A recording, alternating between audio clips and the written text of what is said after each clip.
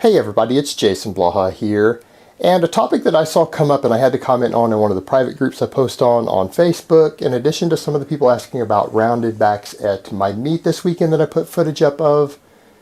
And I feel like I just need to very briefly address this, and this is whole idea of back rounding on the deadlift, is if it's safe or not. And you know, honestly guys, this is only a topic and a debate for weak people. And the reason I say that is not because I'm not making fun of anyone.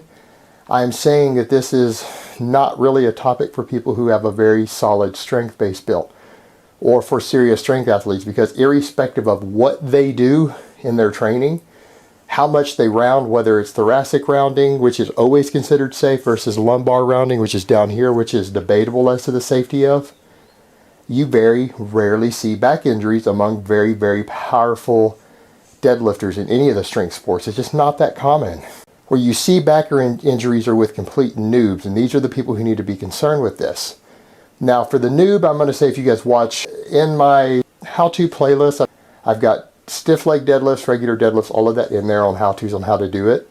And what I'm going to say is that if you're a novice lifter, and novice, I mean, let's be realistic guys, if you're not deadlifting at least 4 plates per side, like 405 pounds for a few reps, for a male, or for a female, if you're not pulling, say, 275 pounds or so for a couple of reps, just like 2.5 plates a side, you still don't have a strength-based build. You're still a noob. No matter how many years you've been training, you're still weak.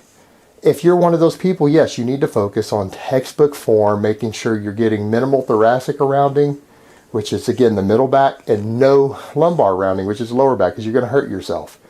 But for people who have built a very strong core up, their spinal erectors are strong, their thoracic erectors are strong, their abdominals, their obliques, their entire core is powerful because they've been doing a lot of heavy squats and deadlifting, hopefully without a belt, doing additional core work, you're very unlikely to injure your back unless you're just using a stupid form on your deadlift. Like, it can be bad and you're still not going to injure yourself. It would have to be horrifically bad to where you're really rounding the lower back for you to hurt yourself.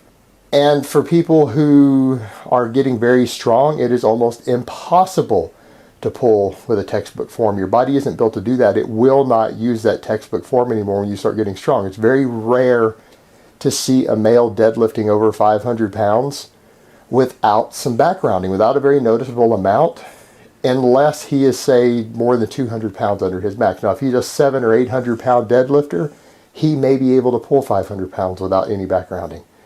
But if he only deadlifts 600, there's no way he's pulling 500 without back rounding.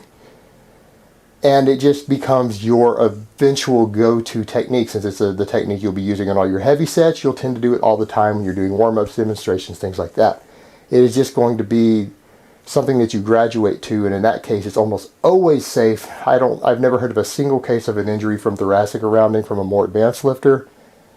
And even lower back rounding causing injuries, while they do exist, they're relatively rare. They can happen, but they're not something you're going to see very commonly. The injuries you see on deadlifts are generally bicep tears. They're not back related.